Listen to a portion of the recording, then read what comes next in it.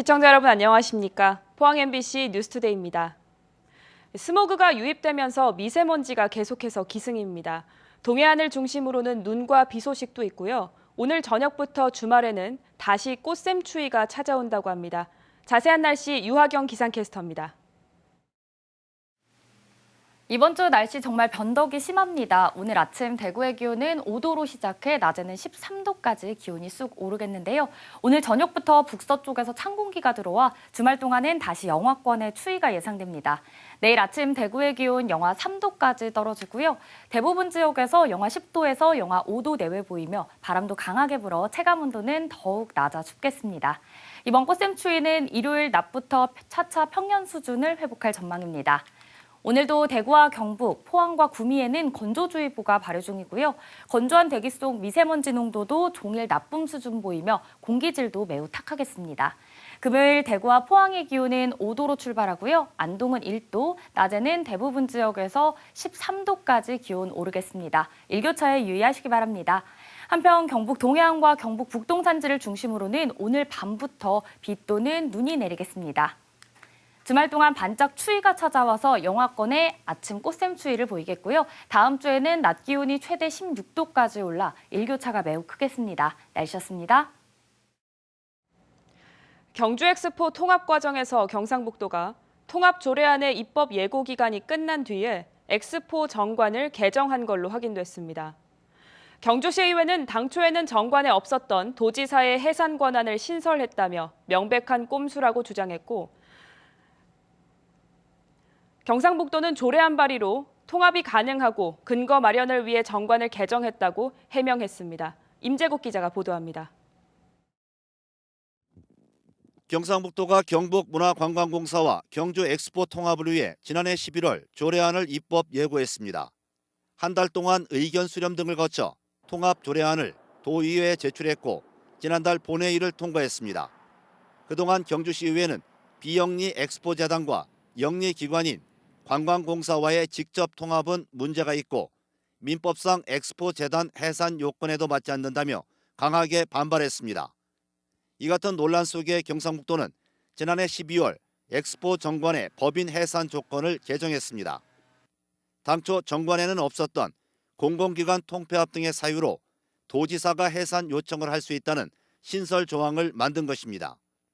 정관을 확인한 경주시의회는 조례안 입법 예고를 마치고 사후에 엑스포 정관을 개정한 것은 적절하지 않은 절차라고 주장했습니다.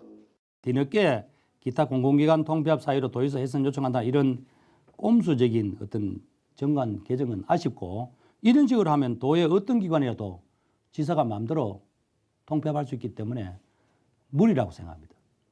경상북도는 지방 출자 출연법에 따라 조례 발의로 통폐합이 가능하다고 밝혔고 명확한 근거를 마련하기 위해 이사회를 통해 엑스포 정관을 개정한 것이라고 해명했습니다. 통합조례가 이미 발의가 됐기 때문에 통합조례로서도 이게 충분히 그 목적을 달성할 수 있다는 점이고 그 이후에 우리가 구체적으로 좀 더 명확한 내용을 넣기 위해서 정관을 개정한 것이지. 엑스포 정관 개정 논란 속에 경상북도는 예정대로 오는 7월 1일자로 관광공사와 엑스포를 통합한다는 방침이어서 앞으로 법인 해산 등 추진 과정에 상당한 진통이 예상됩니다. MBC 뉴스 임재욱입니다. 경주시가 신경주역과 보문단지, 불국사를 잇는 시내버스 2개 노선을 신설합니다. 새로운 노선은 710번과 711번이며 오는 27일부터 운행합니다. 경주시는 노선버스가 신설되면 신경주역과 보문단지, 불국사 간 배차 간격이 기존 1시간 30분에서 30분으로 1시간 이상 줄어들 걸로 보고 있습니다. 포항 죽장면 토마토 장목반이 토마토 작물로는 경북 최초로 정부 지정 수출 농산물 전문 생산단지로 선정됐습니다. 토마토는 지역 여러 곳에서 생산이 되고 있는데 왜 죽장 토마토가 수출 1위 품목으로 자리 잡았을까요? 그 비결 이규설 기자가 취재했습니다. 포항 죽장면은 행정구역상 포항이지만 청송군 부남 현동면과 접해 있는 산촌 마을입니다. 해발 고도가 400m로 준고랭지이다 보니 밤낮에 기온차가 커 죽장 토마토는 여름에 출하되는데도 육질이 단단한 것이 특징입니다.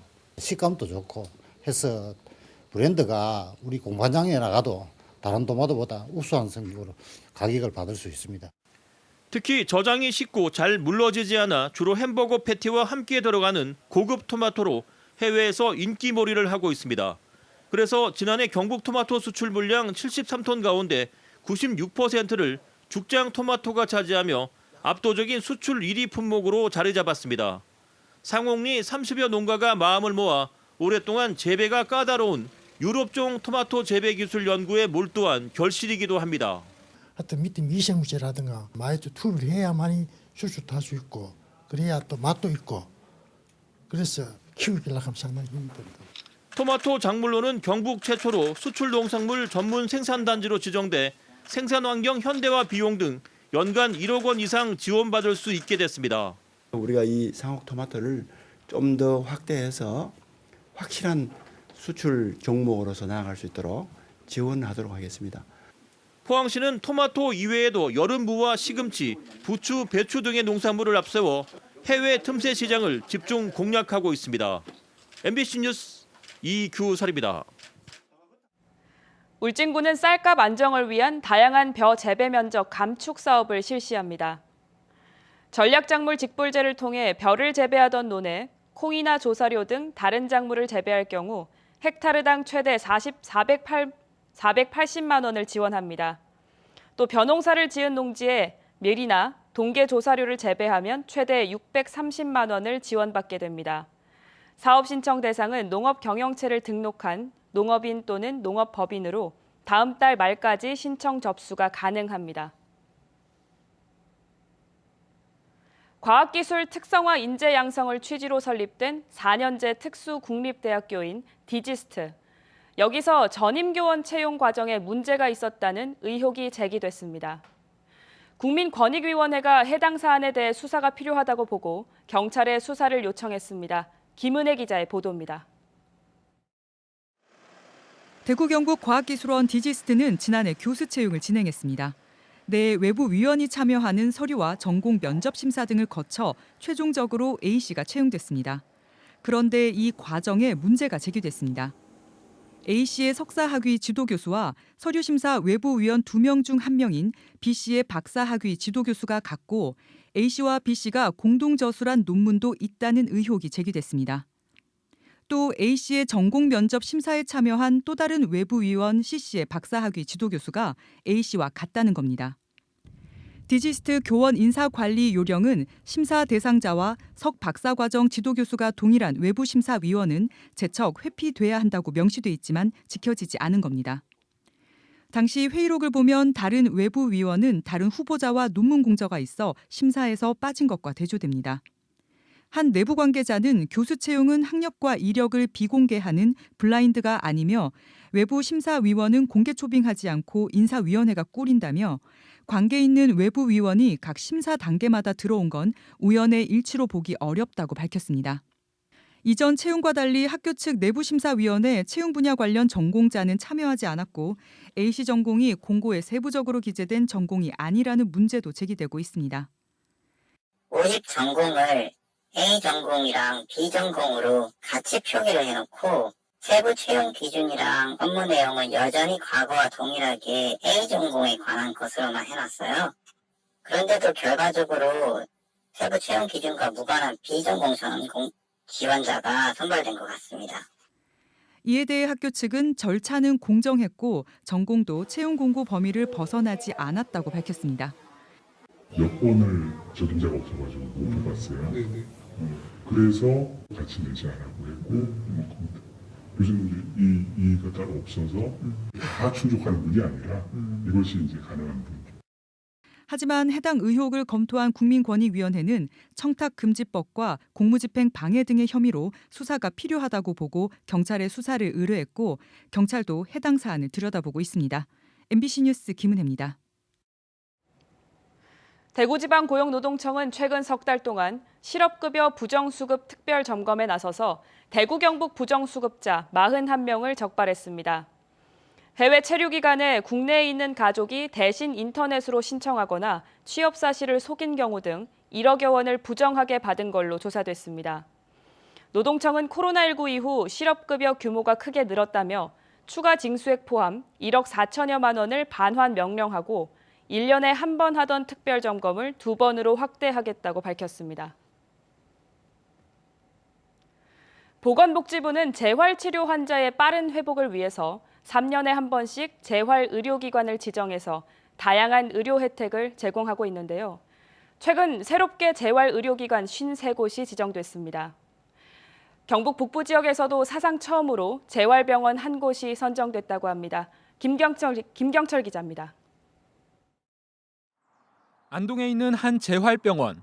뇌출혈 환자가 로봇 치료 기계의 도움으로 재활 치료를 받고 있습니다. 2달 전 뇌출혈로 쓰러져 전신마비가 왔을 정도로 증상이 심했지만 재활 치료를 받은 지 한 달 만에 스스로 걸을 수 있을 만큼 빠르게 회복하고 있습니다. 이제는 마음대로 움직일 수 있고 걸을 수도 있고 뭐 다 할 수 있어요. 문제는 치료비가 많이 든다는 겁니다. 로봇 치료의 경우 건강보험이 적용되지 않아 재활 치료 1시간에 10만 원 정도의 비용이 듭니다. 그런데 앞으로는 이 같은 재활 치료비 부담을 크게 덜 수 있게 됐습니다. 이 병원이 경북 북부 지역에선 유일하게 보건복지부의 재활의료기관으로 신규 지정됐기 때문입니다. 재활의료기관으로 지정되면 건강보험 적용 폭이 늘어나 환자들은 언어치료와 인지치료, 로봇치료 등을 일반 병원보다 20% 이상 많이 받을 수 있습니다. 이번 치료 대상도 뇌졸중과 같은 중추신경계 환자뿐 아니라 고관절과 하지 부위 절단, 비사용 증후군 환자까지 대폭 확대됩니다. 이 덕분에 당뇨로 다리 절단 수술을 받은 신점순 할머니도 이 병원에 입원해 남편인 박승우 할아버지와 함께 재활치료를 받을 수 있게 됐습니다. 같이 있으니까 좋아요. 영감 보이긴 좋고 보험 받는 그게 좋잖아. 보호자인 아들은 부모님 2분 치료비와 간병비로 한 달에 500만 원 가까이 부담해야 했지만 재활의료기관에선 실질적인 부담 비용이 100만 원 정도로 크게 줄어들게 됩니다. 기존에는 그 간병비 자체를 그 환자 측에서 부담을 했기 때문에 비용 부담이 됐지만 이제는 병원에서 부담을 해서 환자가 간병비 부담 없이 치료받을 수 있기 때문에 많은 비용이 이제 감소되기 때문에 환자분들이 더 많은 혜택을 볼 거고, 그럼 북부 지역의 환자들이 어떤 삶에 대한 질, 치료에 대한 질 자체도 굉장히 높아질 거로 예상이 됩니다. 의료 취약 지역인 경북 북부 지역에 최초로 재활의료기관 지정병원이 나오면서 환자들이 받을 수 있는 의료 혜택도 한층 강화될 전망입니다. MBC 뉴스 김경철입니다. 경북의 산업재해 사고 사망 비율이 강원에 이어 전국에서 2번째로 높은 걸로 나타났습니다. 고용노동부가 발표한 지역별 산업재해 현황에 따르면 최근 3년간 근로자 10,000명당 산재사고 사망자 수인 만인율은 경북이 0.74로 0.84인 강원에 이어서 2번째로 많았습니다. 또 산재사고 사망자 총수는 72명으로 근로자가 가장 많은 경기 224명과 75명인 부산에 이어서 3번째로 많았습니다. 한국수력원자력은 지진 피해를 입은 튀르키예와 시리아 국민들의 긴급 구호를 위한 성급 1억 500만 원을 대한적십자사를 통해 전달했습니다. 한수원은 지난 17일부터 21일까지 임직원들이 자발적으로 모금했고 이번 성금이 튀르키예와 시리아 국민들에게 도움이 되길 희망한다고 밝혔습니다. 경북경찰청이 한울원전을 위협하는 신종 위험 요소에 대응하기 위해서 어제 대테러 연합훈련을 실시했습니다. 경찰은 테러 현장을 가정해 위험 물질을 드론을 이용해 제거하고 경찰특공대와 항공대, 소방서와 54단 등 유관기관 8곳이 훈련에 동참했습니다. 경주시는 서면을 시작으로 다음 달 10일까지 23개 읍면동을 돌면서 찾아가는 시민 간담회를 갖습니다. 간담회에는 이 통장 등 주민 대표와 기관 단체장이 참석해 지역 주요 사업 점검과 시민 건의 사항에 대한 답변 형식으로 이루어집니다. 경주시는 간담회에서 접수된 안건들을 담당 부서에서 실현 가능성을 검토한 뒤 시정에 적극 반영하기로 했습니다. 경북교육청은 맞벌이 가정의 육아 부담을 완화하기 위해서 올해 도내 돌봄 유치원을 250곳으로 확대 운영합니다. 경북 엄마품 돌봄 유치원은 저소득층과 맞벌이 부모 등 돌봄이 꼭 필요한 가정을 대상으로 아침 저녁 돌봄 활동을 지원합니다. 교육청은 돌봄 유치원 전담 인력을 지원해 저녁 돌봄 시간을 최소 오후 7시까지로 확대할 계획입니다. 4년 만에 열리는 경주 벚꽃 마라톤 대회 참가 신청자가 5,000명을 넘었습니다. 이는 코로나 이전인 2019년 대회 때 같은 기간에 비해서도 2배를 넘은 겁니다. 경주시와 체육회는 다음 달 10일까지 12,000명을 모집하며 올해 대회부터는 하프 코스와 10km, 5km 부문만 운영합니다. 포항과 경주가 미분양 관리 지역으로 다시 지정됐습니다. 주택도시보증공사는 제73차 미분양 관리 지역으로 전국 10곳을 지정했는데 포항과 경주, 대구, 중, 남구, 수성구 등 대구 경북이 5곳으로 절반을 차지했습니다. 포항은 미분양이 6,000가구, 경주는 1,500가구에 육박하고 있습니다.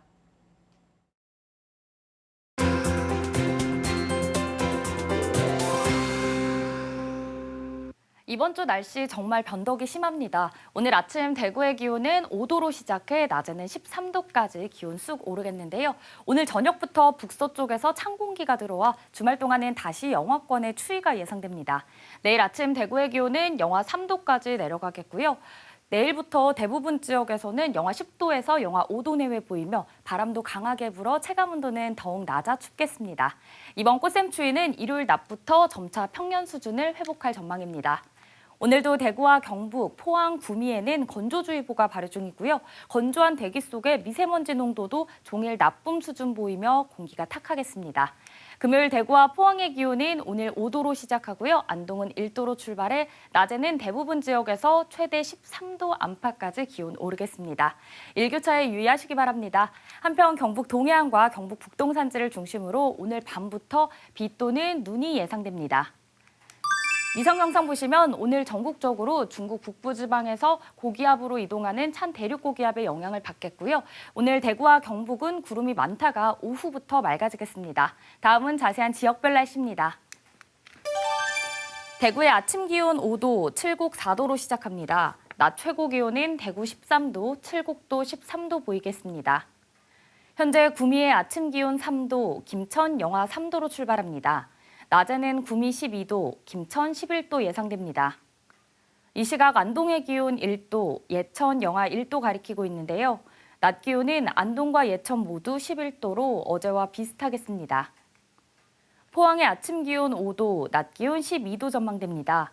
바다의 물결은 0.5m에서 최고 2m로 잔잔하게 일겠습니다. 주말 동안 꽃샘추위로 반짝 아침 추위가 예상되고요. 다음 주에는 낮 기온이 최고 16도까지 올라 일교차가 크겠습니다. 날씨였습니다. 이상으로 포항 MBC 뉴스투데이를 마칩니다. 시청해주신 여러분 고맙습니다.